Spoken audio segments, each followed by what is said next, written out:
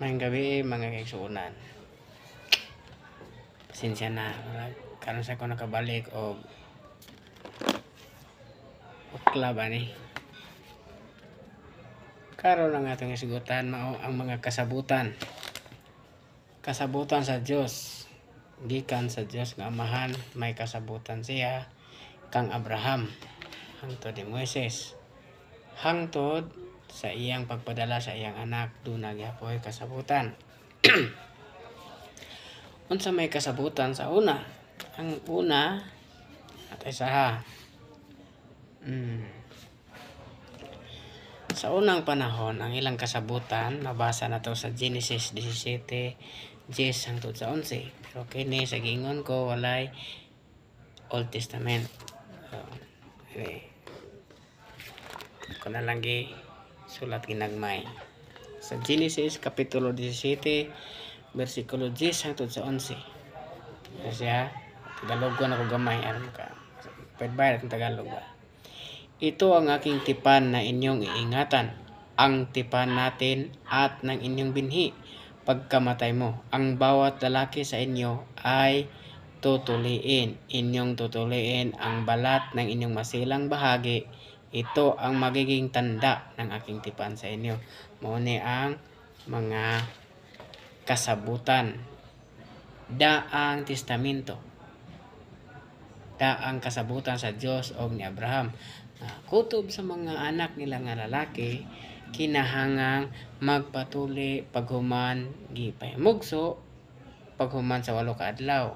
Ayaw tuli kung wala pa 8 ka adlaw kay posible nga mag bleeding. So, ano siya? May Bisaya aring gamay kung basahon lang. Ang kalalakin-an ninyo ug sa umaabot ninyong kaliwatan kinahanglan nga magpatuli. Kinahanglang tulion ang inyong mga anak nga lalaki gikan sa pagkahimugso human sa 8 ka adlaw. So, mao na ang kasabutan ni sa atong Dios nga Amahan ngadto kang Abraham. Karon hangtod sa pag-abot ni Moises mao na ang ilang tipan o kasabutan, testament.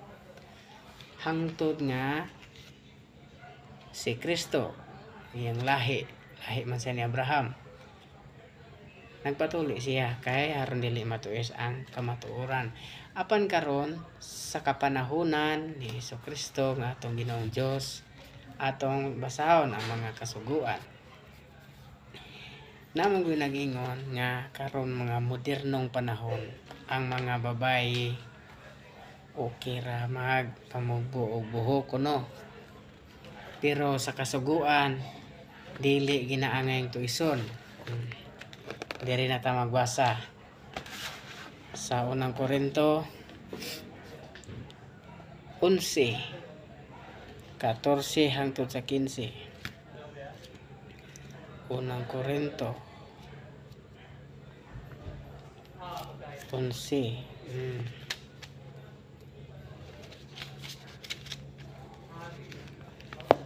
Sa unang Korinto 11:14 hangtod sa 15.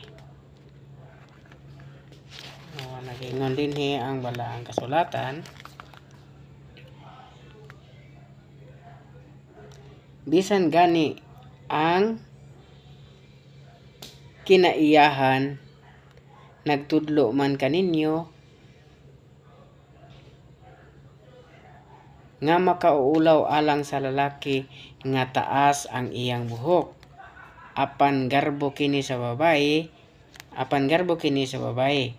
gihatag kaniya ingon nga pandong ang iyang taas nga buhok. So mao kini siya kasuguan sa panahon Kristiyano, panahon ni Kristo. Nga ang lalaki law ay tan-awon kung pina Freddy Aguilar, pina Samson. Sao na si Samson taas og buhok. Apan dili man kita si Samson. Lahi man ang gisugo kaysa nagbutbuot. Si Samson mao gito siya sa gipanamkon pa siya pataas man yun ang iyang buhok. May nahasulat. Mao usab sa giingon sa Exodo nga gipahimo si Moises og kirubin. larawan nga gibutangan og dagway nga gi-decoration sa mga kaban ng tipan, mga kaban nga gisudlan sa Ten Commandments. So gipahimo si Moises ra ang Katoliko nga suguan ang buot-buot na. Naghimo-himo na sila ilahang mga rebulto kay og sa ilang pastoryahon wa ko no nag-ingon ang Ginoo nga panghunong namo og himo. Feeling bright ba? Pero atong mabasa sa Biblia nga ang gisugo niya si Moises ra pang-dekorasyon. Sa panahon sad sa balay ni Solomon, gibutangan gikan sa pultahan hangtod sa altar, hangtod sa atop. Wala sa altar. Sa atop ra daghan ang mga larawan nga inanyuan o dagway sa mga kirubin. Pero wala nagsugo ang Dios niadto sa templo ni Solomon nga ampuin na ludhi na pang decoration lagi hapon kay mo kato ang balay nga lampuanan sa Dios. Pero kay ang mga Katoliko kay feeling bright man, wa lagi kon nag-ingon ang Dios nga panghunong mo og himo og rebulto. Mo na nga sila naghimo sa sila pareha sa gihimo ni Moises para sa maghimo sa templo ni Solomon. So kanang mga babae nga patagas og buhok o kapurihan na sa mga babae, karangalan nga tagas og buhok ang babae pero kung mugbo ay na siya o wala niya sunda ang kasuguan sa Dios.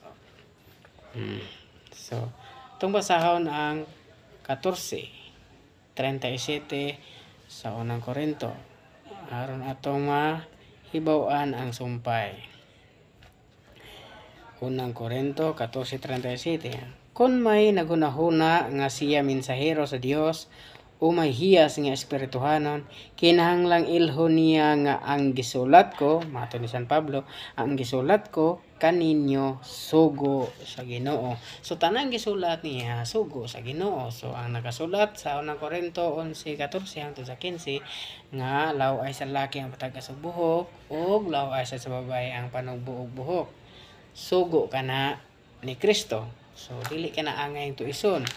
Sundon gyud kana mao gani nga sa iglesia sa Dios daghang mga babae pulos gina sila mga tagas og buhok, dili pareha sa mga laing mga relihiyon nga ay pinariban pa, pinabulaw-bulaw pa, which is wala na sa Biblia. Hangtod kanus aman ang kasuguan ni Kristo, hangtod kanus aman nga magpanugbo og buhok ang laki o magpatagas ang buhok ng mga babae.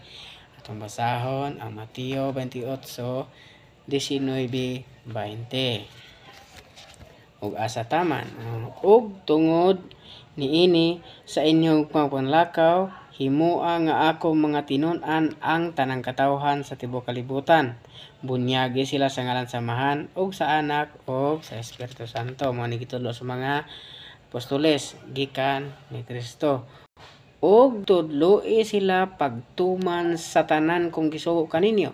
So gisugo sa Ginoo nga ang babae kinahanglan taas buhok, mubugbog ang laki o magsulob sa binabae, dili nga mahalay ang babae kanang pinasiksi kitang puso, kitang rughan. Nindo tra ba kayong tan-awon pero daghan na ta makasala. So ana siya nga nakasala man tang lalaki, mas labaw gyud nakasala ang babae kay siya hinungdan nga ang lalaki matintal tungod kay ang lalaki o sa Tagalog pa puspos ng pangangalon niya.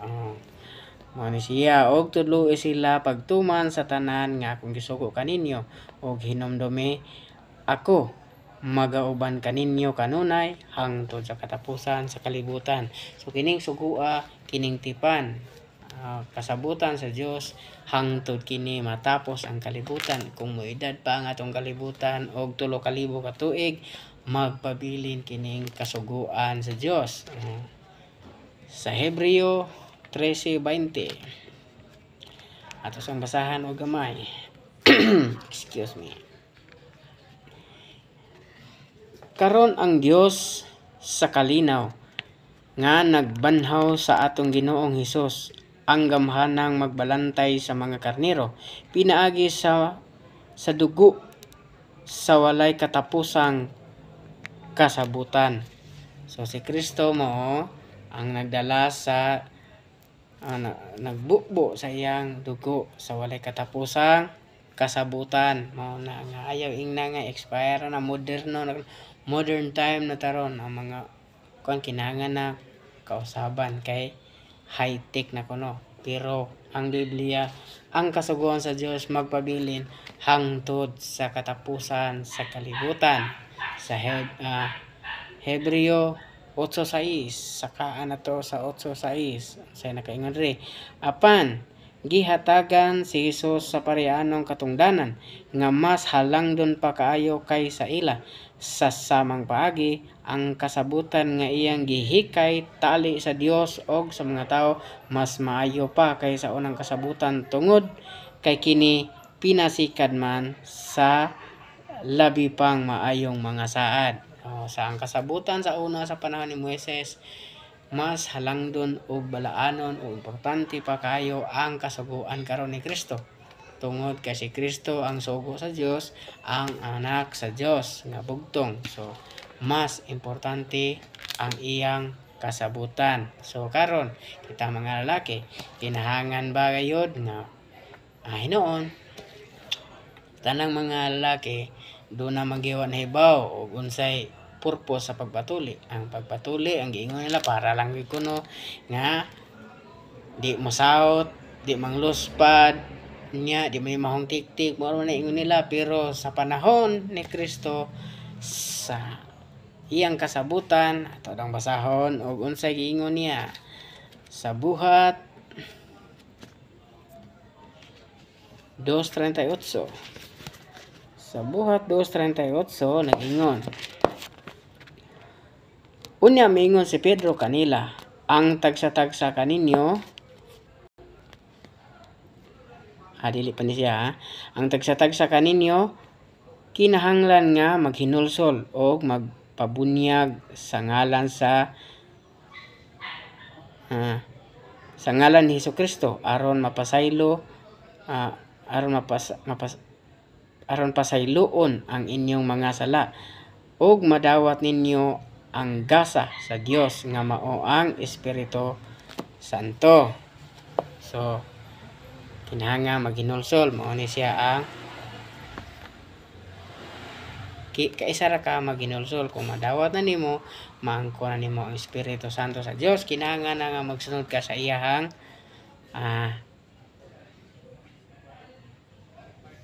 pagkinabuhi. Napaidugang sa buhat 13:39, busa mga igsoon ko, angay kamong masayod nga pinagi kang Hesus gisangyaw diha kaninyo ang kapasayloan sa mga sala ug hibaluin ninyo nga ang tanan nga nagtuo kaniya maluwas sa tanang mga sala butang nga dili mahimo sa balaod ni Moises. So mo na siya. Karon ato nang hibaw-an nga tumbasahon din kung importante pa ba ang pagpatuli. Kini sa Galacia kapitulo 5 versikulo 6. Kay kon mahiusa kita kang Kristo Jesus, dili mahinungdanon ang pagkatinuli o pagkadili tinuli. Ang mahinungdanon mao ang pagtuo sa pagbuhat. Pagtuo nga nagbuhat pinaagi sa gugma. Di na kinahanglan apan siguro mas mayo man sad nga magpatuli ta kay bisag mingon sila dili kuno angay kuno usbon ang hinimo sa Dios, pero mararam ko na papatul kag buhok. So ana na lang ang importante nga magkinabuhi kita subay sa ebanghelyo o sa kabubuton sa Dios. Sa Dios ang pinakamataas na pagpupuri at ang lahat ng karangalan magpakailan-kailanman. Amen. Salamat sa Dios.